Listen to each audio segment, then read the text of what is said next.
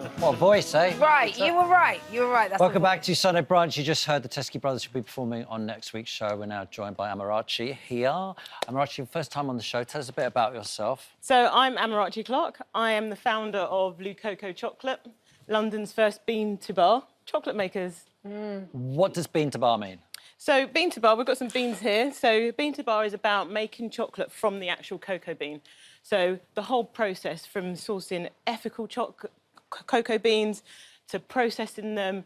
For us, it would take us 3 days to make a bar of chocolate from these beans, but it's the whole process. So it's not to be confused with a chocolatier. Right. So a chocolatier will have pre-made chocolate and make confections, but a bean-to-bar chocolate maker will use cocoa beans to make the chocolate. So there's about 25, 30 at a push of us in the UK. So other people are doing this bean-to-bar thing? A few of us. A little bit.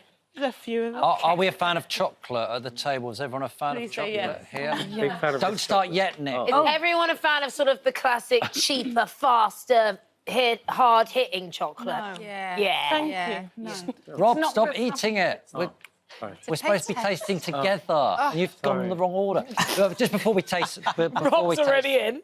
Before we taste something, it is hard to navigate, isn't it? Because there is a lot of child labour issues and things like that. Go, Rob, stop eating it.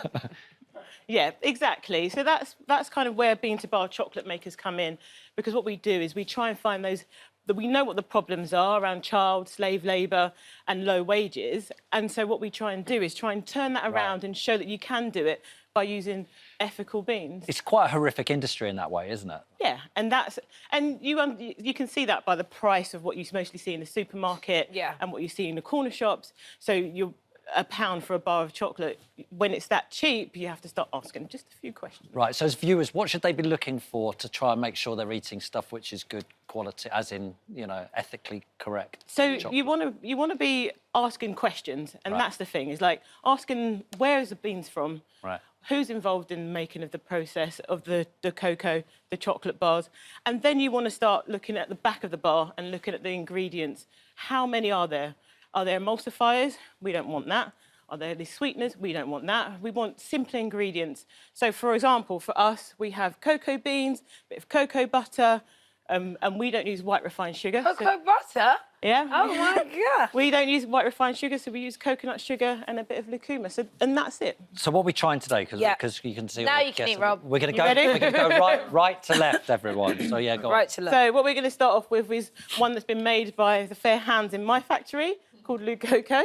And so Oh, that's amazing. we're looking at all of the chocolate that we're having today is all from Haiti, made from Haiti cocoa beans. So if you take a taste of that one, you're likely to get figs, dates, roasted nut notes from it. Please say yes. Yeah.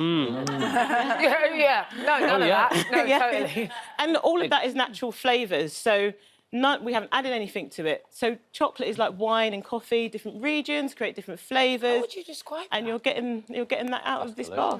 Peter, what do you think?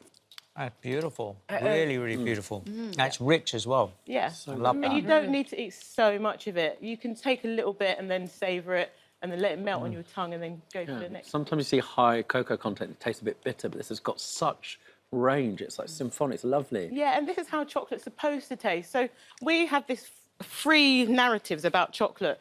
Dark chocolate's supposed to be bitter, milk chocolate's too sweet, and then white chocolate isn't chocolate at all. But none of that is true. So you're tasting what chocolate's supposed to taste like. So you've got those nuts and nuanced notes coming through, and so you've got dates and those figs. They're all coming through, and all the chocolate we're tasting today is made by different makers using the same Haitian cocoa. No way. Sorry, I know you're busy out doing things. I know it's someone else's show, but I'm really excited by this. I have worked a little bit doing some cases surrounding Haiti. Can you just help me understand a little bit about the difference between fair trade and where these beans come from? Because we see fair trade and it doesn't seem like it's necessarily what it's cracked up to be. Good question, Rob.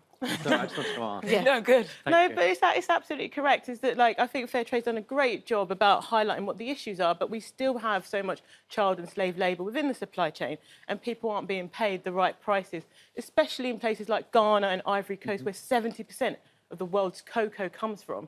So what we are doing as Bean to Bar chocolate makers is raising that bar, saying it's actually about a living wage, and let's start talking about how we can work with the farmers to get sustainable chocolate. Amarachi, let's move on to the Right, second let's go one. into the next number This two. is the middle one, everybody. Right. So tell us about the this. middle one is from Table Chocolate. That's a dark milk. It's 61%. These guys are from Liverpool. Started in 2021. That's amazing. Haiti to Liverpool. Yeah. Wow. Well, we're in London. Oh, yeah. But then we're going to Liverpool. These a maker called Remy and his wife Andrea and their sorry. partner Gin. The story behind them is that Remy and Andrea were living in Argentina. They want to come back to the UK. When they boarded a flight to get back to London, COVID happened. All borders closed.